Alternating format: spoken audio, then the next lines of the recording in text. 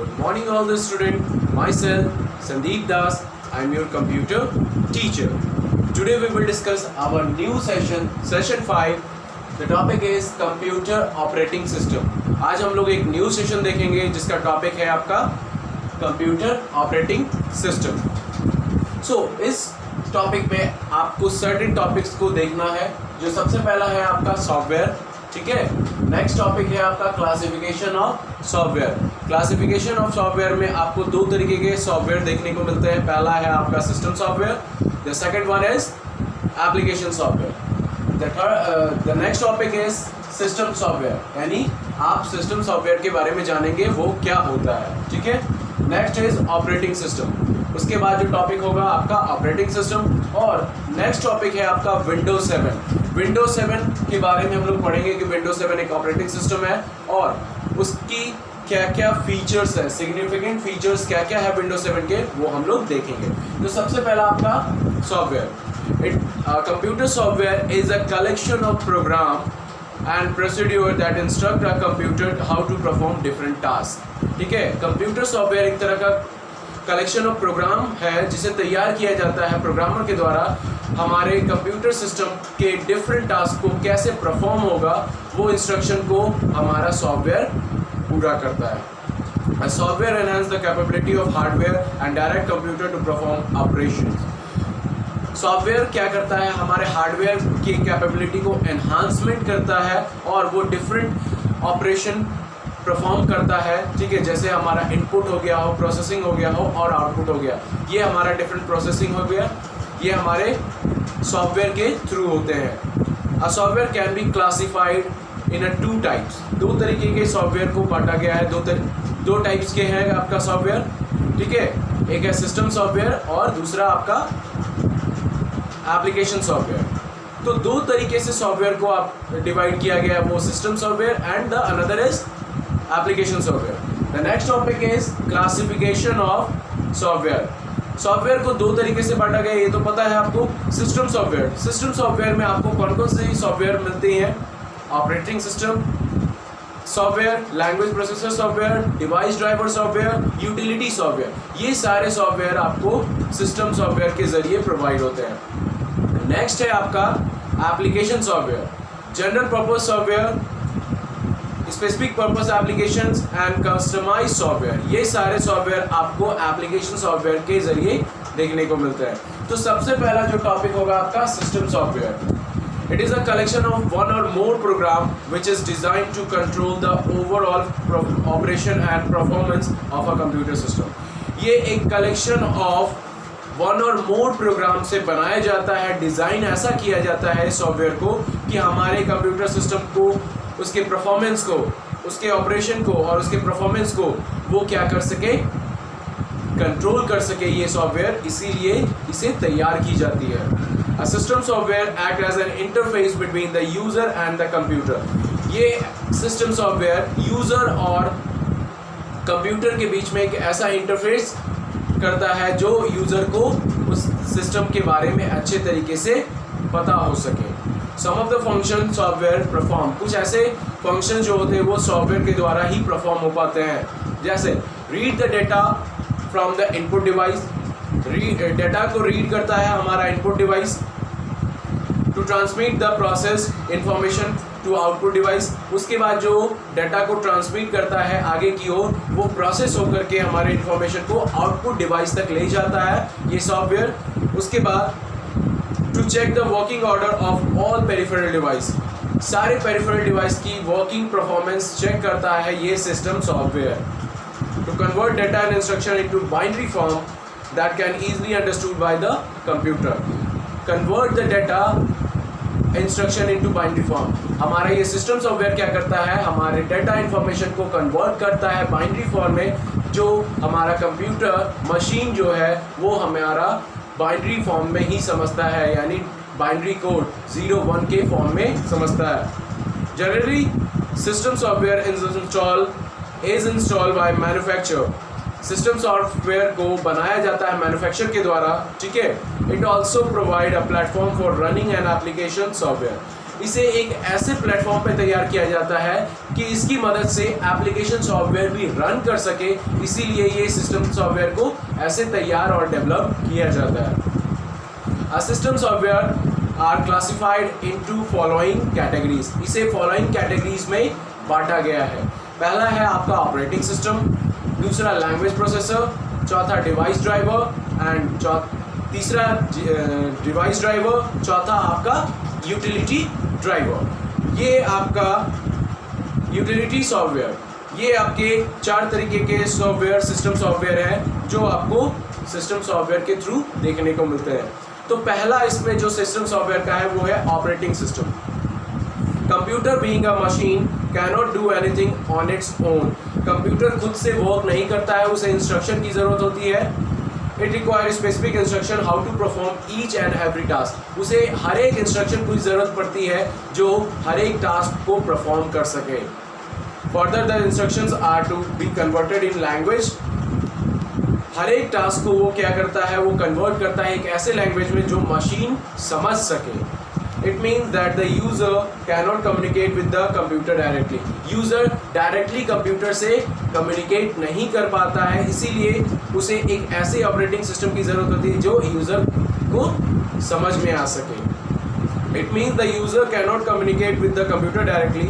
Thus we require an interface between the user and hardware all resources. इसी तरीके के लिए एक ऐसा सॉफ्टवेयर तैयार किया जाता है जो यूज़र और कंप्यूटर के बीच में और हार्डवेयर के बीच में इंटरैक्ट कर सके। The operating system act N interface, ये ऑपरेटिंग सिस्टम यूज़र और मशीन के बीच में एक ऐसा इंटरफेस जनरेट करता है जो यूज़र को और भी आसान तरीके से उस सिस्टम पे वर्क कर सके। The operating system, the computer interpret the instruction given by the user with the help of an operating system, ये जो कंप्यूटर इंटरप्रेट करता है इंस्ट्रक्शन जो दिया जाता है यूज़र के द्वारा, वो क्या करता है, आपके ऑपरेटिंग सिस्टम को यूज़र के द्वारा इंस्ट्रक्शन को मिलता है, उसके बाद वो सर्टेन टास्क को परफॉर्म कर पाता है। It is the master program, operating system हमारा क्या है, एक ऐसा मास्टर प्रोग्राम है जो हमारे पीसी को अलाइव रखता है और डिफरेंट प्रोग्राम्स एप्लीकेशन को रन करवाता है।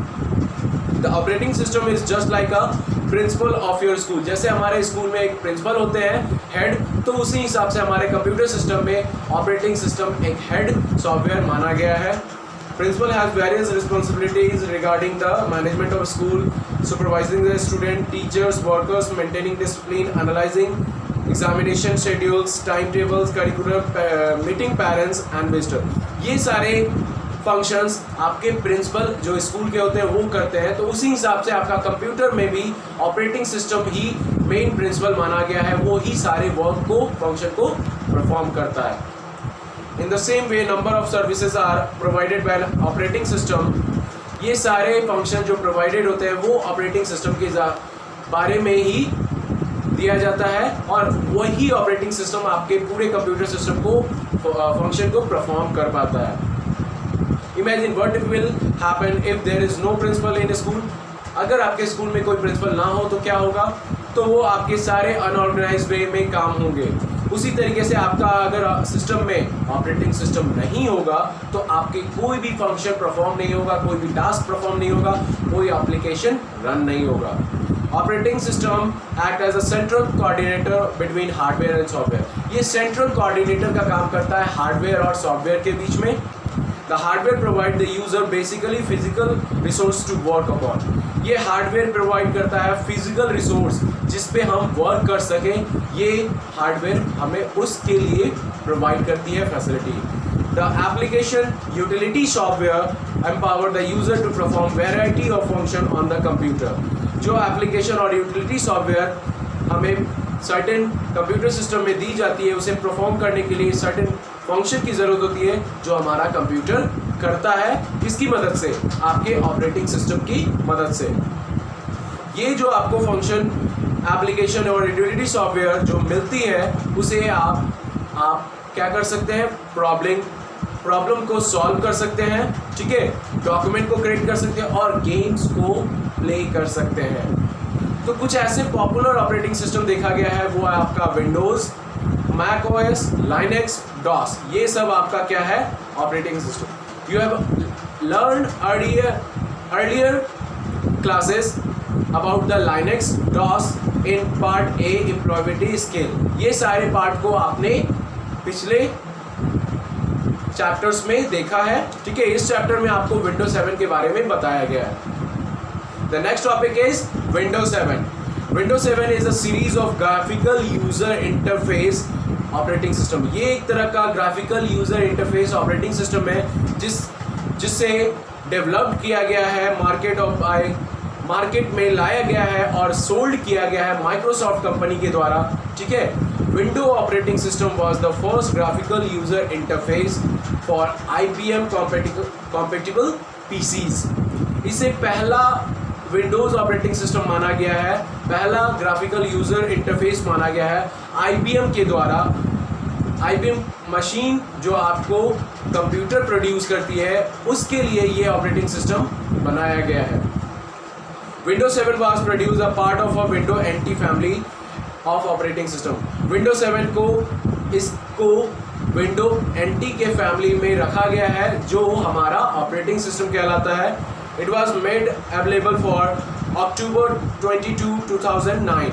इसे 22 अक्टूबर 2009 में इंट्रोड्यूस किया गया है इस ऑपरेटिंग सिस्टम को। It became very popular because it's user friendly environment. इसे इसलिए पॉपुलर कहा गया है क्योंकि ये यूज़र फ्रेंडली इन्वायरमेंट में बहुत अच्छे तरीके से वर्क करता है। Noticeable speed improvement and it's modest system require. इसमें आपकी इम्प्रूवमेंट करती है स्पीड को, एफिशिएंट वे में वर्क करता है आपका कंप्यूटर सिस्टम इस ऑपरेटिंग सिस्टम के जरिए। कुछ ऐसे सिग्निफिकेंट फीचर्स हैं विंडोज 7 के ऑपरेटिंग सिस्टम में, ठीक है। Easy to use. Windows 7 has very attractive look with colorful things and slideshow. आपको Windows 7 में ऐसे बहुत सारे कलरफुल लुक्स मिलेंगे और थीम्स और स्लाइड शो मिलेंगे देखने को, जिस पे आप वर्क कर सकते हैं। It is very easy to use. आप इस पे बहुत आसान तरीके से वर्क कर सकते हैं। The use of graphic made it quite interactive. इस पे जो ग्राफिक्स बने होते हैं इस ऑपरेटिंग सिस्टम में, आपको बहुत ही अट्रैक्टिव लगेंगे। It works the way you want to make the new possible things. इस पे आप नई चीज़ों को भी क्रिएट कर सकते हैं। नेक्स्ट है मल्टीटास्किंग। जब आपका विंडो ऑपरेटिंग सिस्टम विंडोज 7 आपका इंस्टॉल है आपके कंप्यूटर सिस्टम में, आप एक समय में एक से ज़्यादा टास्क को परफॉर्म कर पाएंगे, ठीक है। अगर आप चाह रहे हैं MS वर्ड पे वर्क करना तो कर सकते हैं, म्यूजिक सुनना है तो विंडो मीडिया प्लेयर, पेंट करना है तो MS पेंट, ये मल्टीटास्किंग के लिए परफेक्ट है। Searching made easier. विंडोज 7 में आप कोई भी चीज़ को सर्च करना चाहते हैं वो बहुत ही ईजी बनाता है। इसका सर्च ऑप्शन के द्वारा आप कोई भी फाइल फोल्डर्स सर्च कर सकते हैं। Pinning to task bar. Pinning to task bar कहने का मतलब आप कोई भी एप्लीकेशन को आप चाहते हैं कि बार बार हम उस एप्लीकेशन सॉफ्टवेयर को ओपन ना करें, तो आप क्या करते हैं, उस सॉफ्टवेयर उस एप्लीकेशन को आप अपने टास्क बार में पिन इट करके आप हमेशा के लिए यूज कर सकते हैं, ठीक है। नेक्स्ट है Aero Peek. This feature allow you to quickly view desktop without minimising the open window. यानी आप एरो पिक की मदद से, ये ऑप्शन की मदद से आप बिना मिनिमाइज किए हुए आप दूसरे एप्लीकेशन पे शिफ्ट हो सकते हैं, जा सकते हैं एरो पिक की मदद से, ठीक है। To do just point to the show desktop. आप क्या कर सकते हैं, शो डेस्कटॉप पे जा करके आप कर्सर को ले जाएंगे और आपका तुरंत क्या होगा, आप अपना डेस्कटॉप देख सकते हैं, ठीक है। उसके बाद है आपका लाइव टास्क बार प्रीव्यू।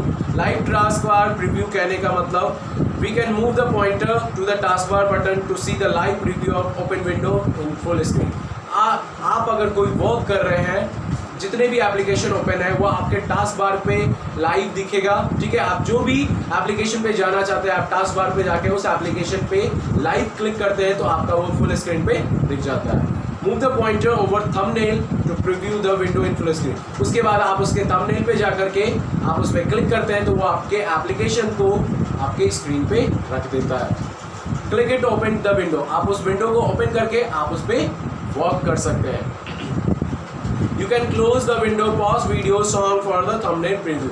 आप अगर अपने विंडो को बंद करना चाहते हैं तो टास्क बार में से भी बंद कर सकते हैं या डायरेक्ट आप आपका क्लोज बटन से भी क्लोज कर सकते हैं। नेक्स्ट है आपका जंप लिस्ट।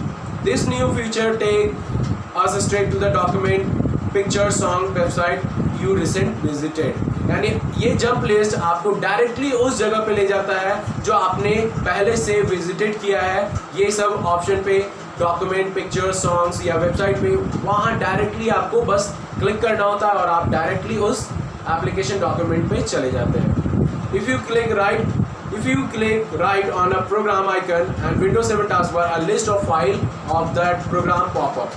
आप राइट क्लिक करते हैं किसी प्रोग्राम आइकन पे तो एक Windows 7 के टास्क बार पे तो एक लिस्ट ऑफ फाइल्स आपका जनरेट होता है आपके पॉपअप मेनू के द्वारा। जैसे एग्जांपल में राइट क्लिक करते हैं तो जंप लिस्ट इंटरनेट एक्सप्लोरर के ऊपर, ठीक है, तो वहाँ पे देखेंगे कि आपकी सारी ऑप्शन वहाँ पे शो कर देती है, आप जो भी जाना चाहते हैं। तो फिर उसके बाद आप स्टार्ट मेनू पे जाते हैं। स्टार्ट मेनू में जा कर के आपकी जितने भी प्रोग्राम्स, जितने भी आपने वहाँ पे विजिटेड किया है, आप वहाँ पे डायरेक्टली जा सकते हैं। Snap, it is a quick way to resize the open window, drag one of the window to left edge of the screen, another right edge of this way you can view two window side by side. अगर आप चाहते हैं कि हम एक ही अपने screen पे दो विंडो को देख सके तो आप देख सकते हैं। Dragging the window upper edge of the screen will take the entire screen. आप अपना स्क्रीन को अगर क्या करना चाहते हैं, किसी एप्लीकेशन की स्क्रीन को कि उसे ड्रैग करना चाहते हैं तो आप कर्सर के द्वारा ड्रैग करते हैं तो वो इंक्रीज हो जाता है, एंटायर स्क्रीन में फिट हो जाता है। उसके बाद आप उसे छोटा करना चाहते हैं, आप कर्सर के द्वारा उसे ड्रैग करके छोटा कर सकते हैं। Shake, click on the top of window and without releasing mouse button you give your mouse shake. अगर आपको लगता है आप अपने माउस को मूव करवा रहे हैं तो वो आपका माउस मूव हो रहा है लेकिन आप उसे बहुत तेज़ी से, स्पीड से मूव करवा रहे हैं तो वो शेक का ऑप्शन आपके कंप्यूटर स्क्रीन पे दिखता है। Every open window except the one of you are working with disappear, again shake the mouse, all your program open windows will be back. यानी जितने, अगर मान लीजिए आप कोई वर्क कर रहे हैं, आपके प्रोग्राम गायब हो चुका है, ठीक है, आपका पीसीज स्लीप मोड में चले गया है, तो आप अपने माउस को मूव करते हैं तो जाकर के वो पीसीज फिर से एक्टिव हो जाता है। ओके।